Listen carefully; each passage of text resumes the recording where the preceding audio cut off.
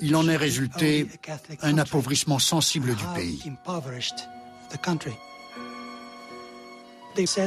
Mais tel était à présent le visage du catholicisme espagnol. C'est ainsi qu'ils ont commencé à pourchasser et à exclure. Un long et périlleux voyage attendent les Juifs qui ont choisi de quitter l'Espagne. Le prêtre catholique Andrés Bernaldez écrit dans ses mémoires: Il y eut beaucoup de souffrances et d'infortunes. L'un tombait, l'autre se levait. Il y avait des morts, des nouveau-nés, des malades. Et les rabbins sans trêve insufflaient de la force. Ils faisaient chanter les femmes et les enfants et jouer du tambourin et des cymbales pour affermir leur courage. Les immigrés juifs emportèrent leur culture andalouse et leur identité dans leur nouveau pays d'exil. Pour certains, c'était l'Italie, pour d'autres, les territoires musulmans d'Afrique du Nord ou de l'Empire ottoman. En 1492, cela faisait déjà un siècle que les Juifs d'Espagne enduraient la persécution. Pourtant, quelques-uns restent et se convertissent, tout en conservant leurs anciennes coutumes. Ils s'efforcent de préserver leur culture dans le nouveau monde chrétien, comme l'ont fait 1500 ans plus tôt leurs lointains ancêtres à leur arrivée en Espagne. Certains récits décrivent comment les femmes juives nettoyaient la maison le vendredi et préparaient le repas pour le Shabbat. Il existe des histoires sur des juifs convertis qui s'asseyaient avec leurs voisins non convertis pour Yom Kippour. Ils essayaient désespérément de s'accrocher à la foi qui donnait un sens à leur vie. De nom, ils étaient chrétiens, mais ils faisaient tout pour rester juifs. Au XVe siècle, Abravanel, le grand savant juif, écrit à son fils, dont il a été séparé lors des expulsions, pour le rappeler à sa foi. Prends garde, mon fils. Sache que tu es le descendant d'érudits, d'hommes à l'esprit si profond qu'il en est prophétique. La sagesse est ton héritage, alors ne dissipe pas ta jeunesse, mon précieux garçon.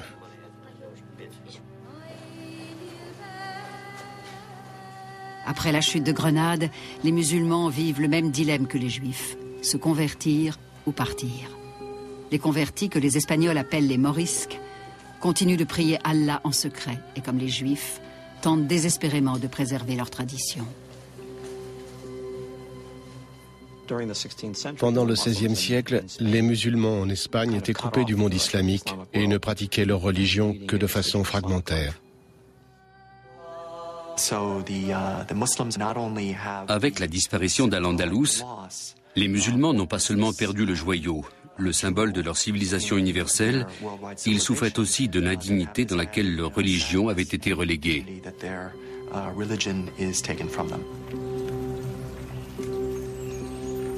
Finalement, en 1609, plus d'un demi-million de morisques sont expulsés, alors même qu'ils s'étaient convertis au christianisme.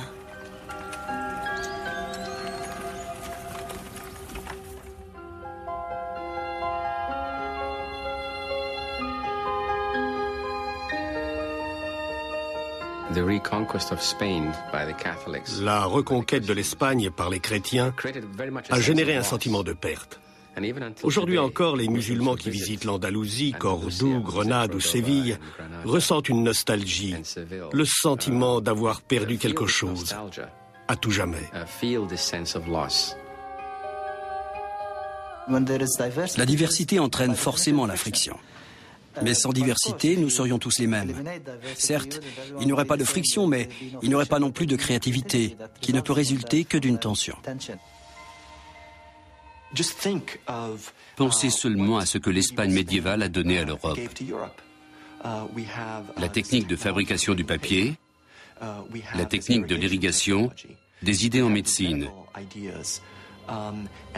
Tout cela n'a pu se produire que parce que des cultures ont communiqué entre elles et ont appris les unes des autres. C'était une manière d'agir ensemble, sans forfanterie, une disponibilité. Cette tolérance n'était pas idéologique, c'était une pratique.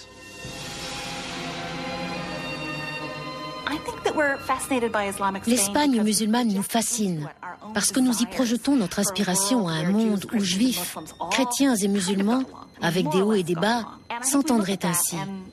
Nous nous languissons d'un monde où les relations seraient plus simples.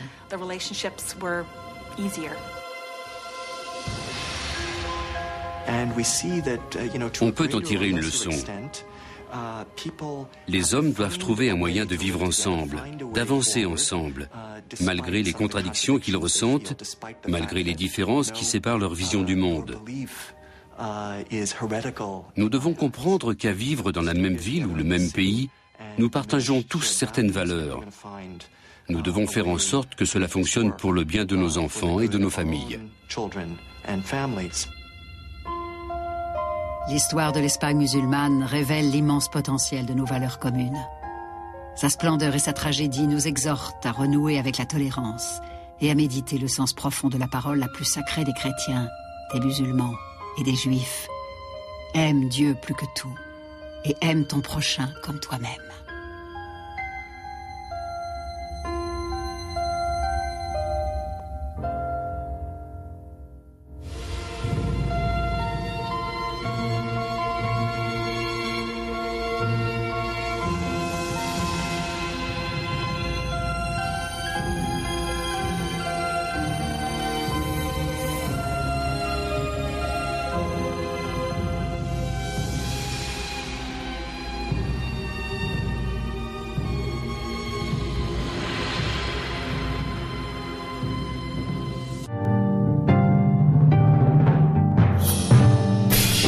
Souhaitez en savoir plus sur l'Andalousie et sa fabuleuse histoire? Alors vite, une visite à notre site.